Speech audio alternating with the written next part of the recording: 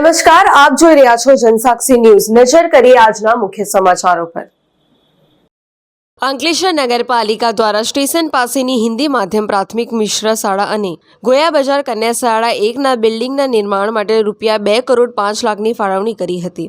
આ બંને પ્રાથમિક શાળાના સુવિધાસભર ભવનની નિર્માણનું આયોજન કરવામાં આવ્યું હતું। ત્યારે આજરોજ હિન્દી માધ્યમ પ્રાથમિક મિશ્ર શાળાના નવનિર્મિત ભવનનું ધારાસભ્ય ઈશ્વરસિંહ પટેલના હસ્તે ઉદ્ઘાટન કરવામાં આવ્યું હતું। બાદ ગોયા બજાર ખાતે આવેલ કન્યા શાળા બ્રાન્ચ 1નું 90 લાખના ખર્ચે નિર્માણ પામેલ બિલ્ડિંગનું ધારાસભ્ય ઈશ્વરસિંહ પટેલના હસ્તે ઉદ્ઘાટન કરવામાં આવ્યું હતું। આ ઉદ્ઘાટન પ્રસંગે નગરપાલિકાના પ્રમુખ લલિતાબેન રાજપુરોહિત, કારોબારી અધ્યક્ષ નિલેશ પટેલ, નગર શિક્ષણ સમિતિના વાઇસ ચેરમેન રમણભાઈ પટેલ, તાલુકા પંચાયતના સભ્ય અરવિંદ પટેલ, શહેર ભાજપ પ્રમુખ ધર્મેન્દ્ર પુષ્કરણા સહિત પાલિકાના સભ્યો અને શિક્ષકો ઉપસ્થિત રહ્યા હતા।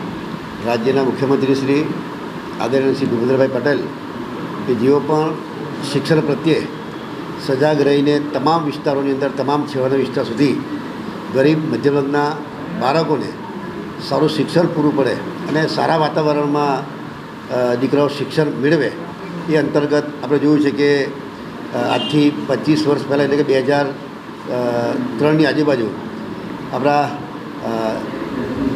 રાજ્યના